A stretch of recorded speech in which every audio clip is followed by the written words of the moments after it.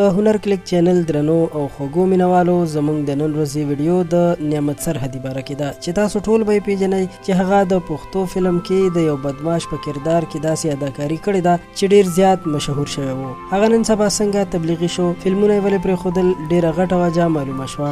هر څوک چې د پښتو فلمونو مینوال وي نو د نعمت سرحدي سره به خامخا اشنا وي، یعنی هغه به پیژني. د نن نه څو کاله وړاندې چې هغه د پښتو فلمونو په انډسټرۍ باندې داسې راج کړی و چې د هغه د بدمعاش کرکټر به په کوم فلم کې نه و نو هیچا به هم نه کتلو. هغه چې د خپل جدا انداز د وجې ډیر زیات مشهور نو داسې هم ویل کېدل چې د انډیا نه ورته هم آفرز شوي وو خو ده نه قبول کړي. خو الله تعالی ډیر مهربانه ذات دی چې په چا باندې رحم کوي نو عمر او تیر ژوند ته یې نه ګوري. همداسې رحم الله تعالی په نعمت سرحدي باندې هم وکړو او په خپله مبارکه لاره کې د تل لپاره قبول کړو. نن سبا هغه د دعوت تبلیغ کار کوي او هغه چې کله هم انټرویوز ورکوي نو همدا وایي چې د دین لاره کې ډیر زیات سکون دی.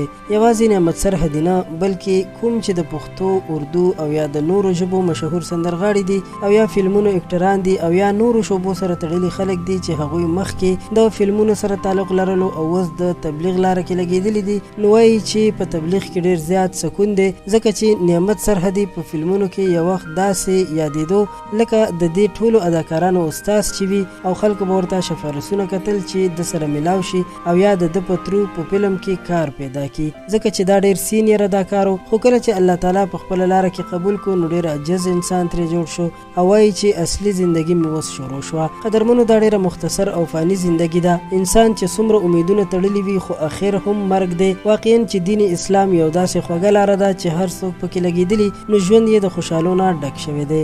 نعمت سرحدي سره د هغه ملګری سنتیز کلندر چې خپل نوم یې لیاقت میجر او په پوج کې د میجر په پوسټ باندې لګېدلی و خو د خپل اداکارۍ په وجه باندې هلته پاتې نشو او فلمونو ته راغی. خو د فلمونو نه پس پرې بیا الله تعالی خپل رحم وکړو او دعوت تبلیغ اړخ ته یې مخه وکړه.